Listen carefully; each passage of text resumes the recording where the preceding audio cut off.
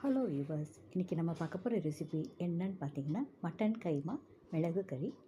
இதுக்கு தேவையான பொருட்கள் என்னன்னு பார்க்கலாம். மட்டன் கைமா எலும்பு இல்லாதது 1/2 கிலோ, வெங்காயம் 2, தக்காளி பெரியது 1, இஞ்சி பூண்டு விழுது 1 டீஸ்பூன், மிளகாய்த்தூள் 1 டீஸ்பூன், மஞ்சள் தூள் 1/2 டீஸ்பூன், தனியாத்தூள் 2 டீஸ்பூன், மிளகுத்தூள் 1/2 டீஸ்பூன், எலுமிச்சை சாறு 1 டீஸ்பூன், கொத்தமல்லி தேவையான அளவு, வெண்ணெய் அல்லது நெய் 1 டீஸ்பூன். தாளிக்கிறதுக்கு தேவையான பொருட்கள்: பட்டை 1, ஏலக்காய் 1, மிளகு 1/2 டீஸ்பூன், கருவேப்பிலை சிறிது அளவு, எண்ணெய் தேவையான அளவு. இதை செய்கிறது எப்படின்னு பார்க்கலாம். முதல்ல கறியை நல்லா கழுவி தண்ணீர் வடித்து வச்சுக்கோங்க.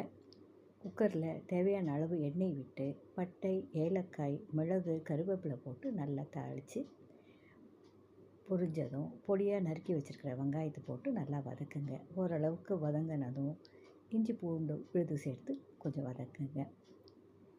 பிறகு மிளகாய்த்தூள், மஞ்சள் தூள், தனியாத்தூள் 3ஐயும் போட்டு நல்லா வதக்கி பச்சை வாசனை போன பிறகு கறியையும் அதிலேயே போட்டு நல்லா வதக்கி மிதமான தீயில் வச்சு கறியும் ஓரளவுக்கு ஒரு 5 நிமிடம் நல்லா வதக்குங்க. பிறகு நறுக்கிய தக்காளி, உப்பு சேர்த்து வதக்கி தேவையான அளவு தண்ணீர் சேர்த்து குக்கரை மூடி 4 விசில் விட்டு இறக்குங்க. மூடியை திறந்து தண்ணீர் இருந்ததுன்னா அது தண்ணீர் வற்ற வரலும் சிறு தீயில் வச்சு நல்லா கிளறி விடுங்க. தண்ணீர் ஓரளவு நல்லா வற்றினதும் மிளகு தூள், வெண்ணெய், கருவேப்பிலை, எலுமிச்சை சாறு சேர்த்து நல்லா கிளறி விடுங்க. கிளறி விட்டு இறக்கி கொத்தமல்லி தூவி பரிமாறுங்க.